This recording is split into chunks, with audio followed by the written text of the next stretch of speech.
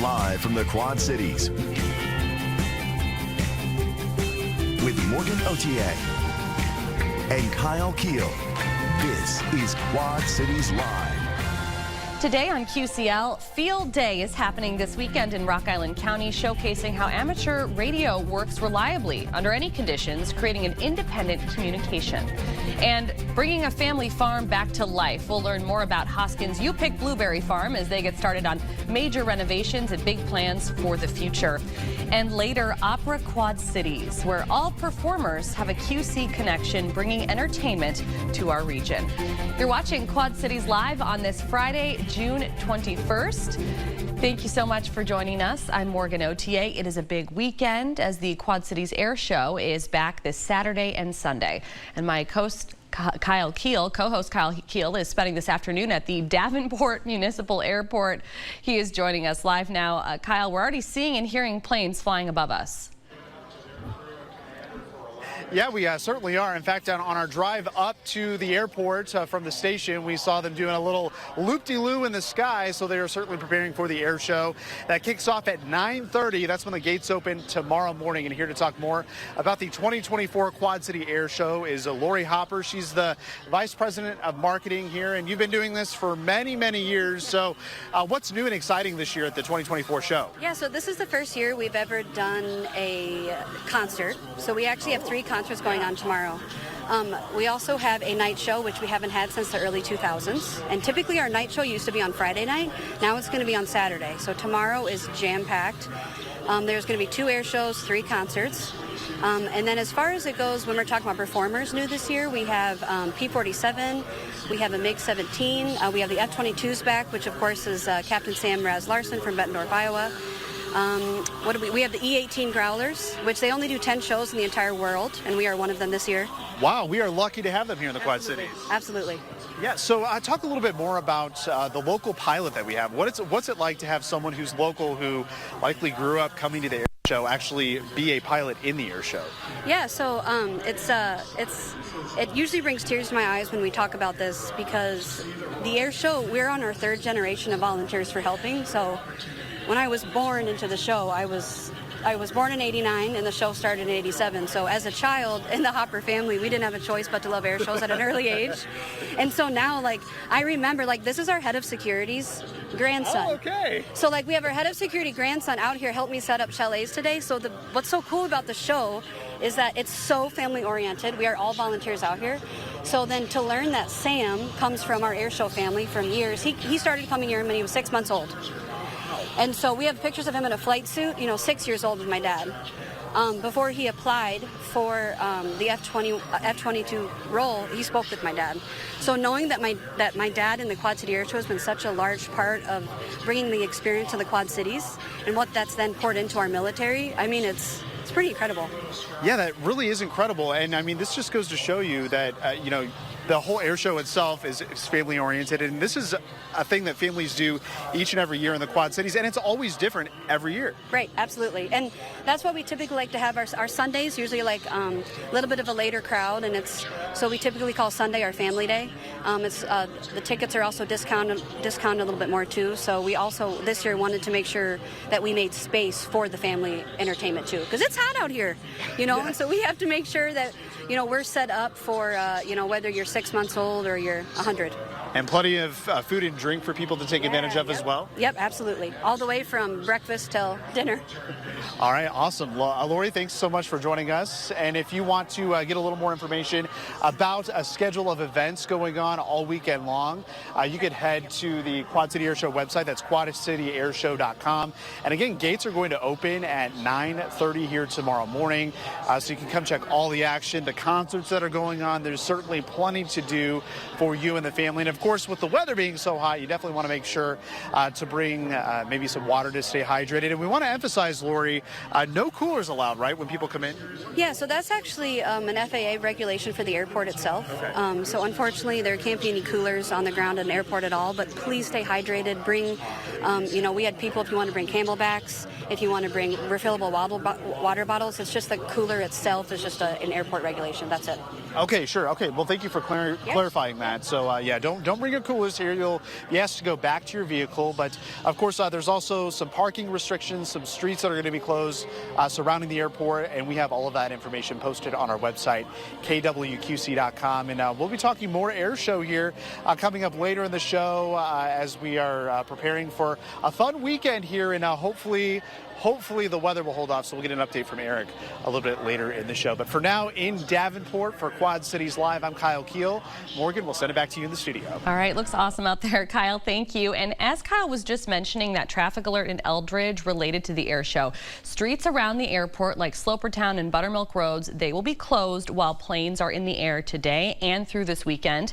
And you can see the closure times on your screen now. Again, as Kyle alluded to, they are also on our website. Up next on QCL, the Riverbend Wireless Operators Club is part of the 2024 Field Day, both Saturday and Sunday, and we're going to get the details on one of the most popular on-the-air operating events in amateur radio.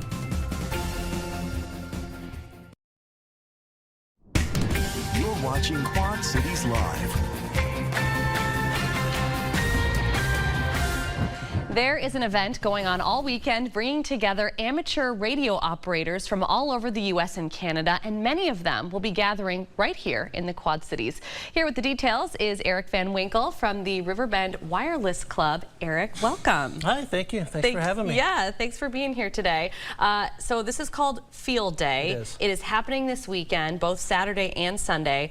So tell us all about it. Tell us about the event and what's going to be happening. Sure. So it's a ham radio. A lot of people have heard of ham radio. It's funny because when I ask people if they've ever heard of amateur radio, most of them say, no, I don't know what that is. Guilty. Say, yeah. And as soon as I read ham radio, I said, oh, I know what that is. Right, exactly. Yeah. So it's basically the big event for amateur radio operators. Okay. Once a year, it's kind of part contest, it's kind of part emergency preparations, but it's basically everybody who's a ham operator is going to try to be on the air for a particular reason. Okay, so I guess let's start at the beginning. Calling it amateur radio, what is it? What is it used for? And when people go out and they practice all of this, I guess what's the end goal? Yep, so amateur radio, there is certain radio frequency spectrum that the FCC has designated for use only by licensed amateur operators. Okay. So everybody who's a ham operator has taken an exam or maybe 3 exams, depending on the level, that shows that they have a proficiency in understanding some basic electronic theory, rules and regulations related to ham, and so forth. Okay. And so once they're licensed, then they can operate on these different frequencies, and everybody's got a different idea of what that means to them as part contest. Some people just like to get on there and talk to people around the world.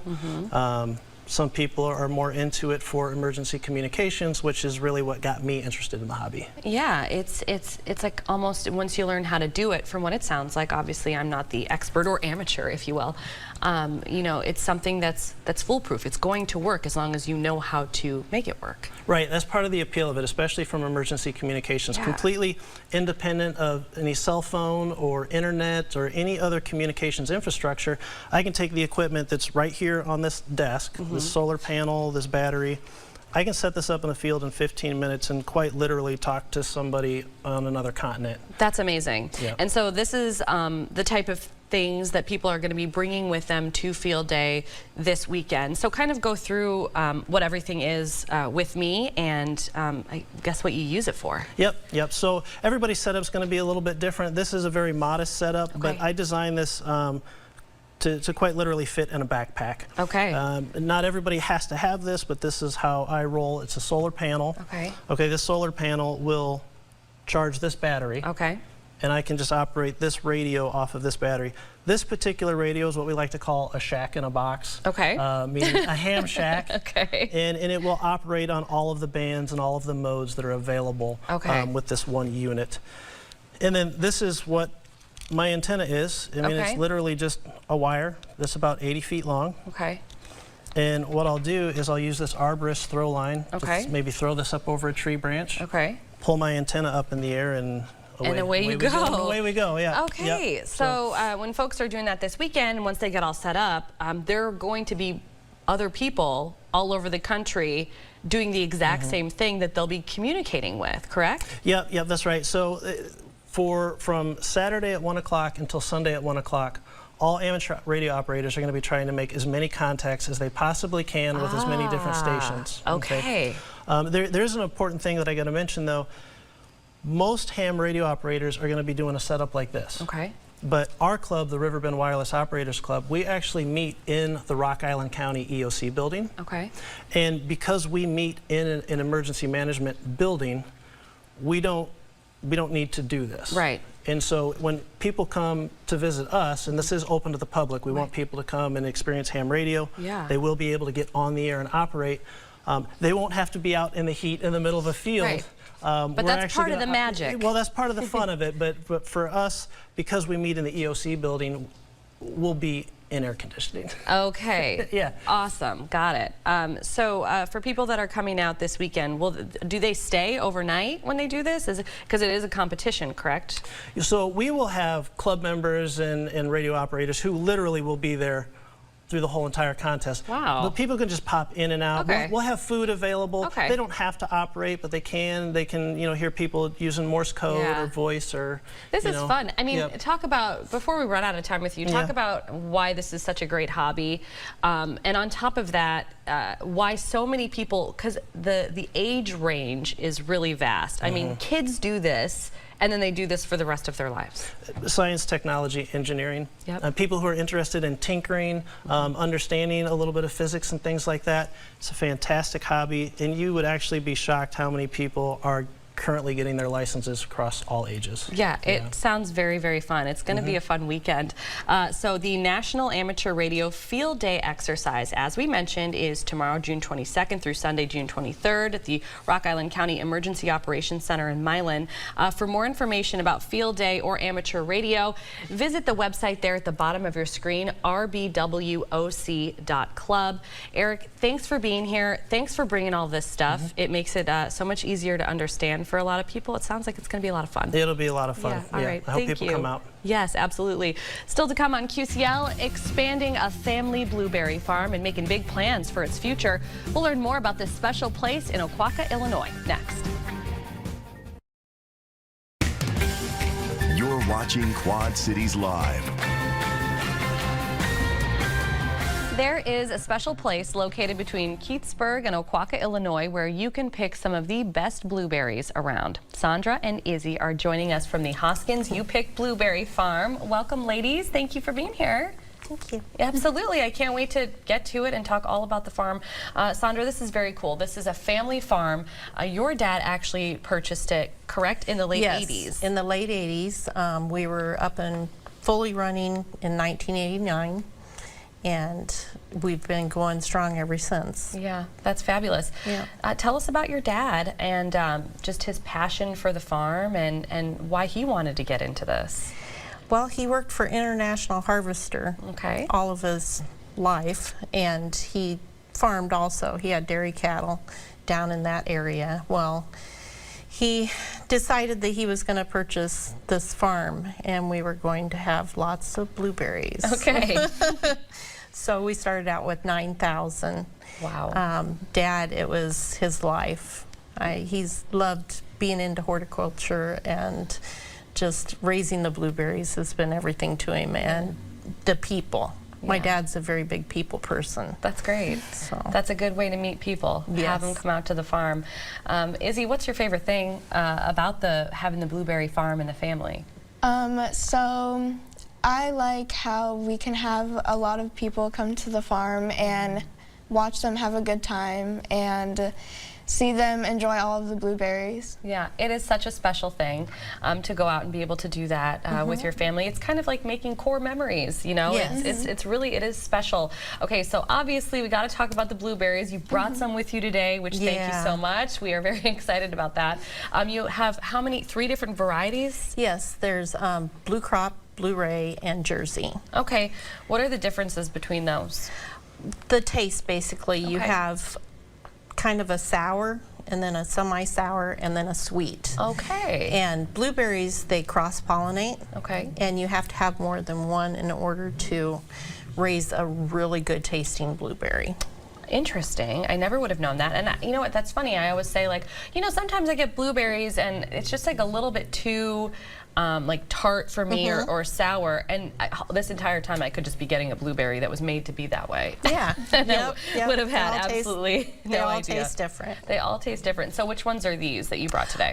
It's a mixture. Okay. Those came from a little bit here and there all around Very the field. nice. I thought I'd leave those with you. I'll put them in a different Thank you so much for doing that. Yeah. And so when people come out to the farm, how does it all work? How do they pick the blueberries? Do they just stop in and... Yep, they drive in. We open up at 7 a.m., which will be open tomorrow at 7 a.m., and we'll stay open until noon. It's supposed to be really hot, so get everybody out of the field, and that way they can have a good time and not sweat to death. But you bring your own containers, or we can pour them into bags, but you pick in our buckets. Okay. That way the buckets have measurements in them. Okay, it makes sense. Yeah. And so you have quarts that people can just do a quart, but they can do the big bucket, which is probably what people typically would prefer to do. Yep.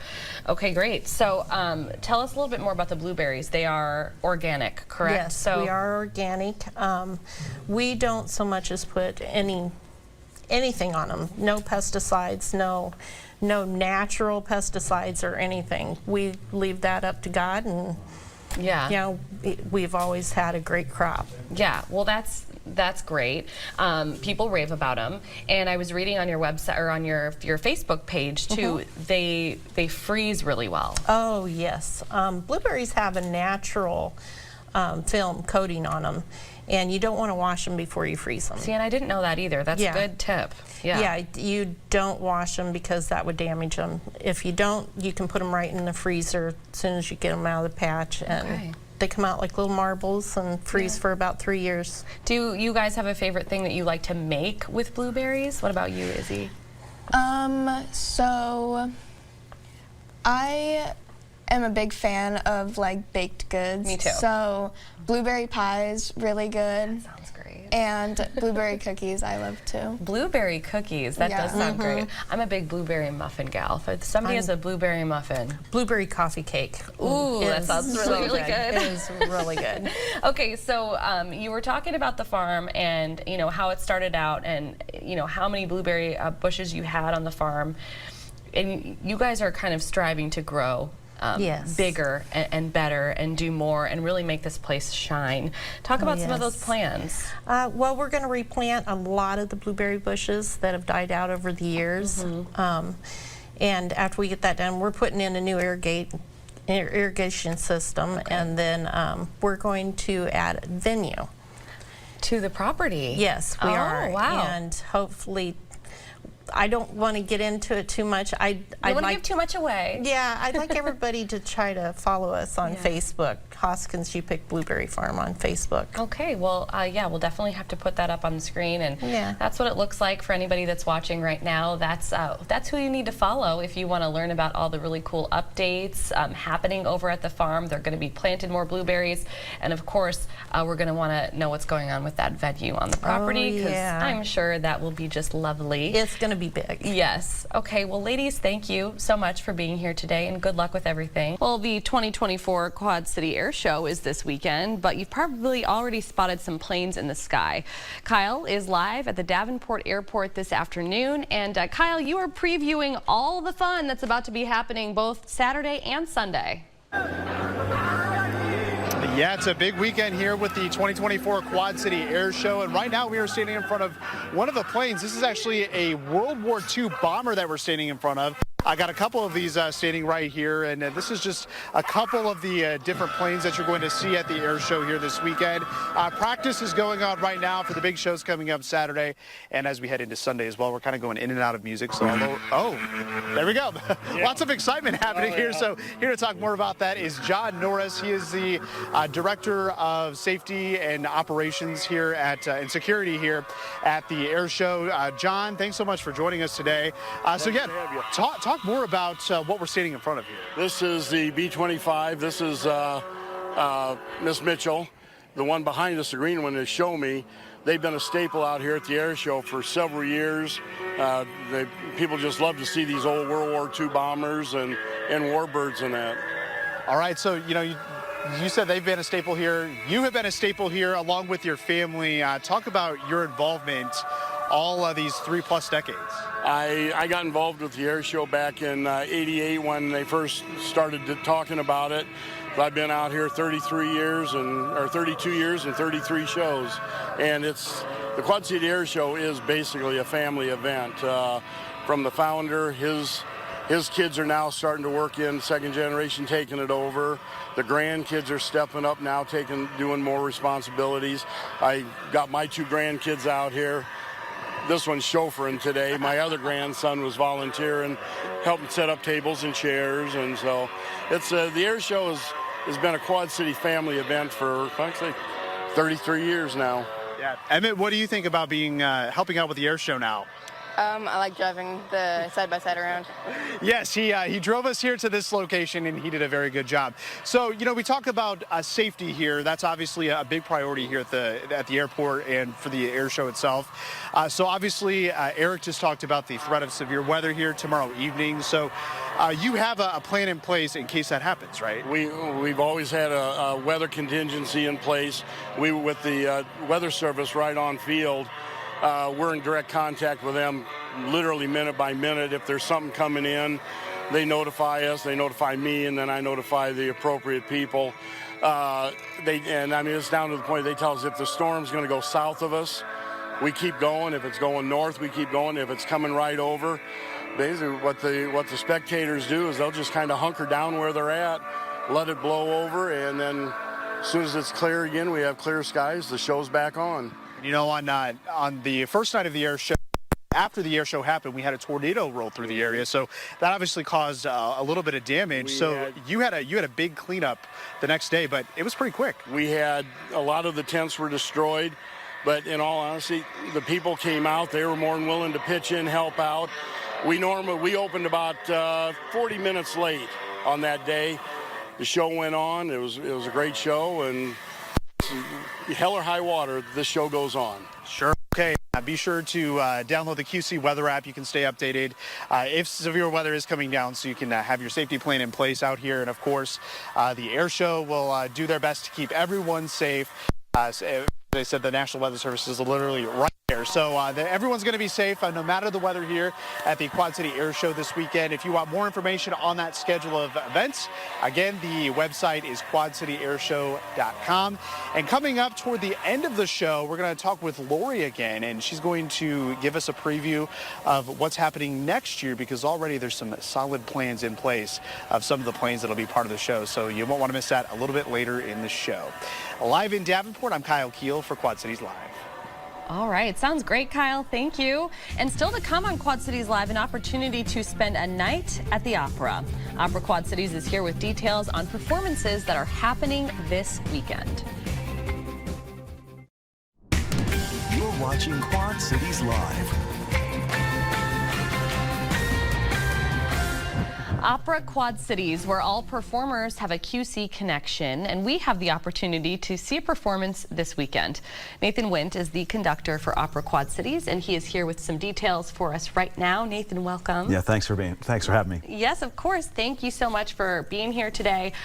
So Opera Quad Cities is really a hyper-local organization. That's right. Yeah, almost all of our performers are really in the Quad Cities or about an hour away in terms of radius. We do have one performer who lives in Ames, but that's kind of an outlier. Yeah, we're really happy with the local talent. Yeah, that was going to be my next question. I mean, does it surprise you at all that we have so much local talent? You'd think, like, for us, compared to New York or Chicago or LA, you'd think the smaller city that we wouldn't have a lot of singers, but there are a ton of singers and musicians around here. Yeah. It's something about the Midwest that, there's just a lot of singers around Brings here. out the performers. I think that all the time when we have, different theater groups that come on the show and all the music that we have here in the Quad Cities, I always think how we just never seem to run out of talent around here. So that's incredible.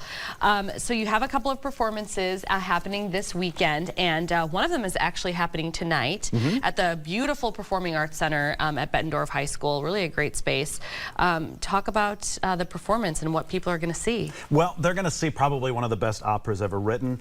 And for people that are a little bit opera skeptic, it's the best one to go to. Lots of tunes. It's not very long. It's a little over 2 hours, and that includes the intermission.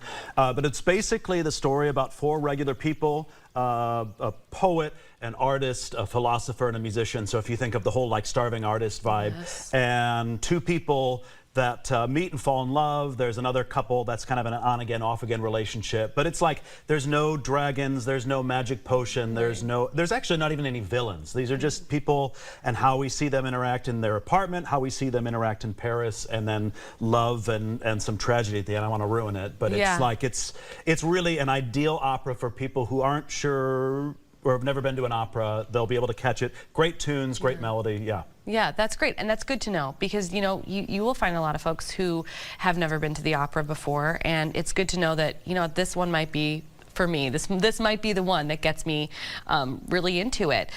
So it's La Bohème? That's right. Okay, so when we were talking about this in the newsroom, our director today, Owen, said this was a final question on Jeopardy. So a Broadway musical was based on this opera. Right. That's right, Rent. Yeah, Rent. Jonathan Lawson's Rent, which I think probably more people are familiar with. Yes. I know more, I don't know as much about musicals as I do about like classical music, but yeah, I'm aware of Rent, and people, if you've heard Rent, you'll know the story. And there's a tune that, I don't know where it happens in Rent, but it's from Musetta's Waltz, which they borrowed from Bohème to put into it. So yeah, it's really popular. Yeah, I just thought that was a neat little correlation there. So let's talk about the set. Let's talk about the costumes. Is that different from when you see like a musical and the set that goes into that, or are there similarities there? I think it's broadly, it's pretty similar. The thing that it's cool about our performance is that it's set on a canvas, so there are visuals that change with each act. And I'm in the orchestra pit, which is kind of, so I don't see as much of the stage, but like when I've looked at some of the pictures that are online or even just peeking up from the pit, it's very cool what they've done. The projection looks really great. Mike and his crew have done a really good job. We're not the Metropolitan Opera that has millions and millions of dollars for a stage budget, but not a lot of opera companies are. So I think what we've done is really framed the story very well and done it in a way that I think people can follow the story. We're singing in Italian, but there are superscripts at the top so they can follow along with the English. It's kind of weird because sometimes you'll go and read the words and then you miss the action on the stage and you watch the action. But I think our singers are really compelling in terms of telling the story. So if you choose to kind of listen more to the music, they still won't have any problem getting what the idea is about. That's always kind of been like the dream, is like you go and you watch the opera and, you know, it's probably not English, but you still understand what's happening based on the emotion and the music and all of that. I mean, even without knowing what they're actually saying, you kind of just get it. And the costumes they wear, I'm sure, along with the set are beautiful. The music itself, so you're conducting the orchestra. Describe it for us. It's lush, it's thick, it's rich, it's smooth, it's elegant, it's tuneful, and it's sometimes very difficult because in earlier music, like most people have heard of Mozart, and his operas are amazing, and once the song goes, it's pretty straightforward. This opera has a lot of give and take, so it really requires listening to the singers, it requires a lot of practice with the orchestra, and kind of just listening to each other, and even then, like, some things will happen tonight that'll be a little different than the last few nights, but I think why it does that is because it's so reflective of expression and speech. When we talk, we do it at different speeds and at different dynamics. So that's, I think, another thing that makes this opera so accessible for people. That's very cool. Thank you. I loved all the words that you just used to describe that. It was wonderful. Opera Quad Cities performances are tonight at 7:30 at Bettendorf High School's Performing Arts Center, along with Sunday at 2 p.m. For tickets, you can visit eventbrite.com and just search for Opera Quad Cities. Easy as that. Nathan, thank you so much for joining us today. We appreciate it. Well, up next on QCL, the QC Air Show is the place to be this weekend, and that's where Kyle Keel is right now. We're going to get a live look after the break, and we'll have our wins of the week. You're watching Quad Cities Live. The 2024 Quad City Air Show is this Saturday and Sunday at the Davenport Municipal Airport. Kyle is spending the afternoon there as pilots get their practice in. And Kyle, it's an exciting place to be, even today. Yeah, even today, Morgan, we just a few minutes ago, we're seeing all the planes doing their rounds and seeing planes come and go along the runway here. So it's very cool to see kind of the behind the scenes. And of course, each time that we've been on live TV, they haven't been up in the air, but that's okay. Right now, we're talking to another Hopper. We were going to talk to Lori, but she's pawned it on her brother, Evan. Evan Hopper here. He's the VP of operations here at the Quad City Air Show. Like we said, this is a family affair. You guys have been doing this for more than 30 years. So what are you looking most forward to for people to see this year at the air show? Absolutely, yeah. Well, so this year's such a unique show, right? With basically having like 3 air shows in a 2-day weekend, right? So having the night show is just a whole nother element. And that's really what I'm looking the most forward to. I want to see that F-22 taking off right at twilight, right into the sky. And also to see some of the night acts, right? Like some of these planes have like fireworks on the wings, and it's just to be able to see that spectacle at night, like it's not something I even have seen more than once or twice in my life. So I'm just like, as a fan, I'm really excited for that aspect. Yeah, so you always are looking forward as well. So we already know some of the acts that are going to be here next year, and you were just telling me that next year we got to wait a couple more months for the air show because you got a pretty important act coming to the air show. So next year's air show is going to be in August, but tell us who you have confirmed. Yeah, so it'd be the United States Air Force Thunderbirds, right? So if you remember, exactly, if you remember last year's show, right, they were here gracing the skies with here in the Quad Cities, and we're so excited to be able to welcome them back next year. And we're kind of hoping with that August date, it's a little less hot. Later August, actually, it's going to be. So, we're pumped to have them back. We're obviously still finalizing the schedule around that for next year, but we do know for a fact the Thunderbirds will be back here. Okay, well, it's the show, so that week is going to be stormy and or hot and humid. So at least we have a little bit of a breeze today. So talk about when the gates open this weekend for people to come on by. Yeah, sure thing. So the gates will open up officially at 10 a.m. both days. Yeah, so that'll be 10 a.m. to 10 p.m. on Saturday, and then 10 a.m. to about 5 p.m. on Sunday. All right, and obviously you all are keeping an eye on the weather as well, so I encourage you all to do the same. QC Weather app to keep you updated before you head out. But if you want ticket information and a schedule of events going on this weekend at the air show, you can go to quadcityairshow.com.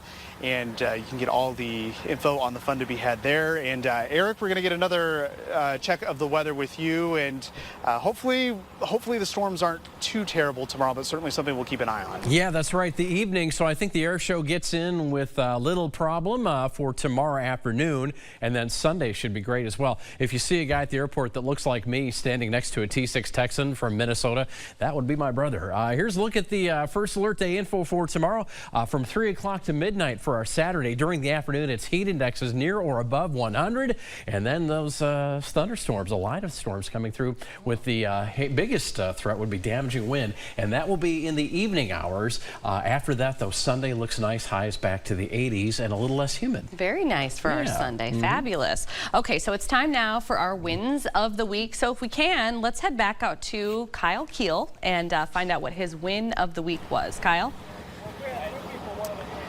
Yeah, Morgan, you know this. Your kids are always interested in what you're doing. So, my kids, they always see us go to work. We go to work every day. They always want to come to work. So yesterday it was, we want to go see Mommy at work. So we went to see Mommy at work. She is a medical assistant instructor. So, of course, the kids had to dress up as nurses and absolutely blast with that. And everyone was eating them up. So, he's always asking if my boo-boos are healed. So we got a couple doctors in the house. You definitely do. They're adorable, Kyle. Oh my God. Looks like your daughter's wearing a blue wedding gown. Thank you. I know. No. Eric, no. It's just absolutely not. All right, Kyle, thank you.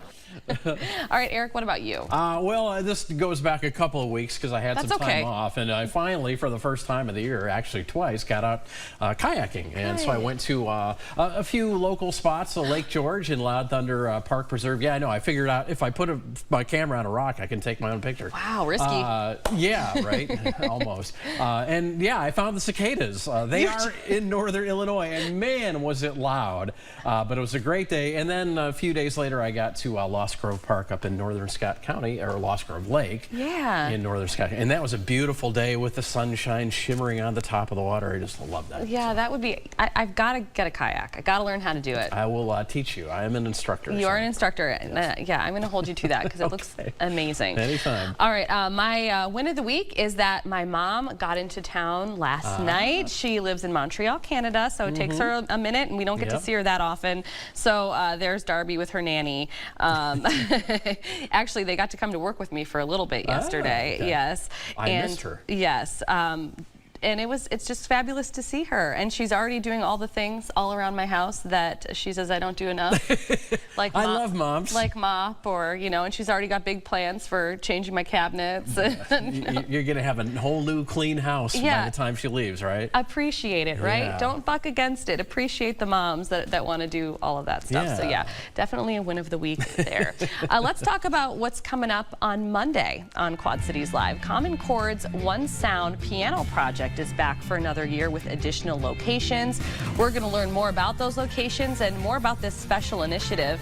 Plus, the historic Hilltop Inn in Davenport has been updated and restored. It's now available for vacation or event rental. Very cool. We're going to take a look inside. We've got that and so much more coming up on Monday on QCL. So we'll see you then. Yeah, and if you go to the air show again tomorrow especially, make sure you hydrate, hydrate, hydrate. It's going to be a hot one. It's going to be a hot one. Yeah. And don't forget those ear things for the kids. That's good advice. We really needed good them advice last year. Yeah, really good advice. All right. Thank you so much for watching. Your local news at 4 is up next.